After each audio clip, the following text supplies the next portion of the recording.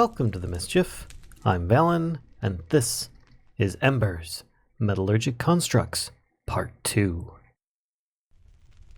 So in this chapter, we're going to be covering, as I stated, Metallurgic Constructs, which, it's just this little tab down here, Part 2 of 3.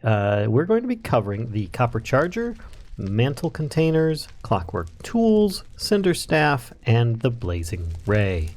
Now you can see my inventory is filled with an array of all sorts of excellent weapons and such that you can use to basically destroy your targets or to help you in harvesting materials in the world, or both. It all depends on how you really want to do this. So before we get into those, though, we need to know how to actually power them, because without having power, they're going to be absolutely useless. In fact, I believe that they do like no damage or something. So you'll want to first craft a copper charger. Now, a copper charger is a very simple device. It does require dawnstone, as most of these tools do. A little bit of copper here and there, and a little bit of iron will make you one of these.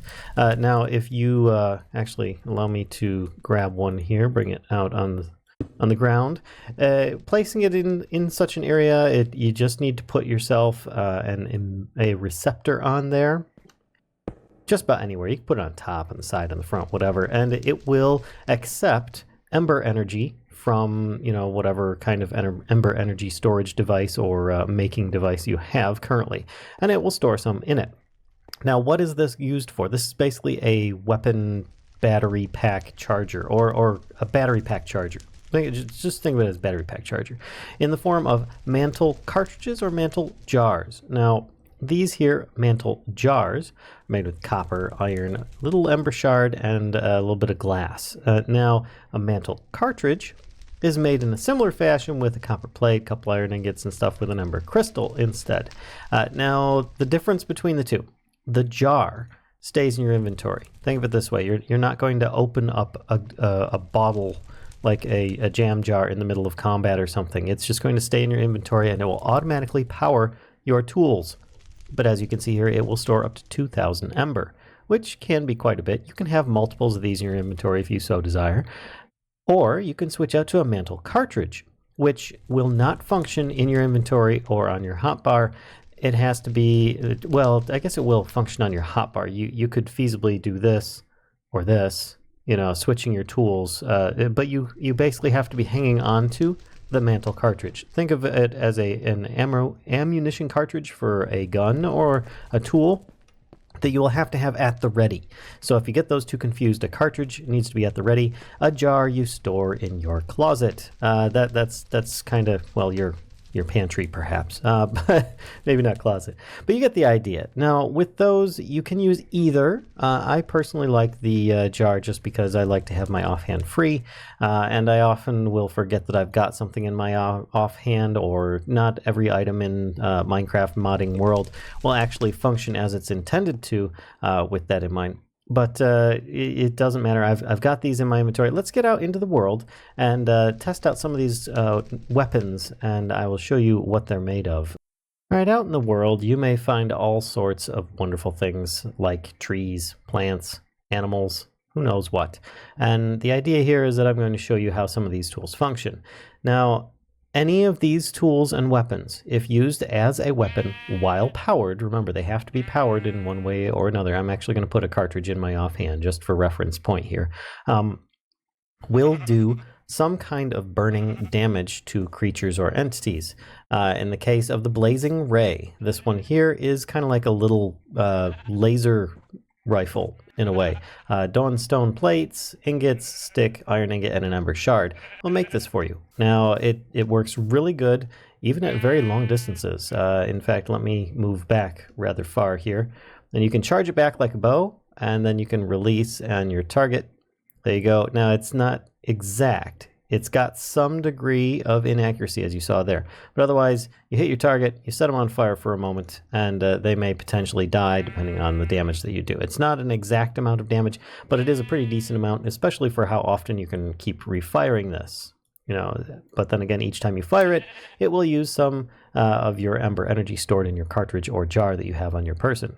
Now, there are other items and tools, but this one is pretty much just a ranged weapon. Now, speaking of ranged weapons, we're going to go with the Cinder Staff. Now, this one here, I'm going to kind of fly around so you can see. It shoots these little particles in an area. Now, that's just me kind of holding for a moment and clicking so you can see the effects. Now, you can hold this quite a long time, and then it will make this massive comet that will go down and hit in an area of effect. And just to demonstrate that, let's jump down here to the bottom, and I will place down several Volunteers, and then we'll use the Cinder Plinth, and they all spread, of course. But perhaps I can hit them. Nope, it wasn't too good. It's like a 3-block radius, and you have to have it fully charged. So if you have a bunch of mobs coming at you, this could be useful. It's basically for shooting fireballs. It's a bit more powerful than your blazing ray, but much more inaccurate because, as you can see, it's difficult to see where you're shooting. It's more for a close range, but then again, you do have to charge it. Or you could just do lots of little, puny little shots here that you do, and it will, do varying degrees of damage. And the Cinder Staff is made with some silver, a little bit of an Ember shard, a couple sticks, and some Dawnstone ingots. Now the next one here, the Clockwork Battle Axe. This is more of a tool, but can be a useful weapon. It is made with a bunch of Dawnstone, a little bit of copper, of course an Ember shard, and a stick for the handle.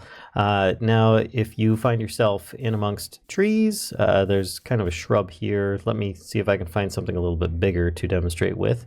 This oak tree should suffice, and you can see it's very fast at harvesting the lumber, and not that fast at harvesting the leaves if you don't have fast leaf decay, but there are other methods of doing that. Now, the Clockwork Pickaxe is a pickaxe as well as a shovel. It's fantastic, and it'll work here. I'm going over here because there's stone and dirt, but stone, you can see it's just like super speed, not a problem mining this stuff, as well as, and that's grass, not even dirt. Dirt just gets destroyed. So it works really well, and at a moderate amount of, your cartridge, your Ember stored energy, which you can always store several of those jars on your person if you want. Now, the recipe for the Clockwork Pickaxe is a couple of Dawnstone ingots, Ember shard, and a copper ingot. These are relatively cheap things. You just need to be able to alloy them together, and then you're good to go with making these, provided that you can also power these, your cartridge or your jar. Now, the last one I'm going to cover here is going to be the Grand Hammer. Darn bees! I'm gonna just. Why would you do that? Now, the Grand Hammer is good for destroying blocks. As you can see here, there are no block drops happening. I am not in creative mode. It is a destruction hammer, a hammer of destruction. And with that, you might think, well, hey, didn't you have a tree that you chopped down earlier that you had all these leaves hanging out? Well, not a problem. It also works fairly well for destroying very low, low durability items. If I was flying there, so therefore it took a little bit longer. But you can destroy a lot of things, and it's a really good weapon. Now, the recharge speed on these things are all 1, except for the Cinder Staff and the Blazing Ray. Those are ranged weaponry. You'll only do like a half-hearted damage.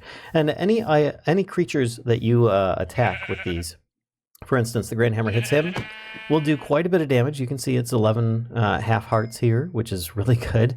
And it set the enemy on fire. Now, of course, I could also use the Clockwork Pickaxe. Sets him on fire. Doesn't do quite as much damage. It's 9 half hearts of damage. And then you've got your... that was not the... That was the pickaxe. That's why. Okay, my bad. So we've got the Battle Axe does the 9. The Clockwork Pickaxe does 7. Now, if you compare these to diamond weapons and tools, so a shovel, 5.5. A pick, 5. Now, if you've got your Clockwork Battle Axe, it's 9. So in comparison to vanilla, it is very, very powerful. Of course, these might be slightly faster. The pickaxe is very slightly faster here, but 7 versus 5 and 5.5. Now, besides that, we've got your Clockwork Battle Axe, which is 9. Now, this is actually comparable. You've got 9 and 1, 9 and 1, but it just looks totally. Forgive me for saying so, but totally badass. I mean, look at this thing. It is immense and really impressive. But if you go into the Grand Hammer, it is 11 half hearts of damage. You look at a sword, it's 7. The highest diamond weapon that you're going to find in vanilla is going to be 9. So you've got your Grand Hammer, and it's going to recharge at the same rate as an axe. So therefore, it is very strong in comparison to any kind of vanilla tools. There may be other mods that might have some other options or things like that might just destroy things. And this isn't quite as fast as as the axe, but then once you've done that, you can use your hammer and just destroy the leaves of a tree if you don't have fast leaf decay. Just using this as an example, because if you just want to get rid of stuff, you don't want the drops, the hammer will do good work, as well as an excellent weapon, and look really, really impressive nonetheless. So I hope you guys enjoyed this bit by bit on Metallurgical Constructs, Part 2 for Embers 111.2. If so, be sure to give a like, comment, subscribe, and as always, spread the mischief to others if you think they'll enjoy this content as well. Until next time, folks, I'll see ya.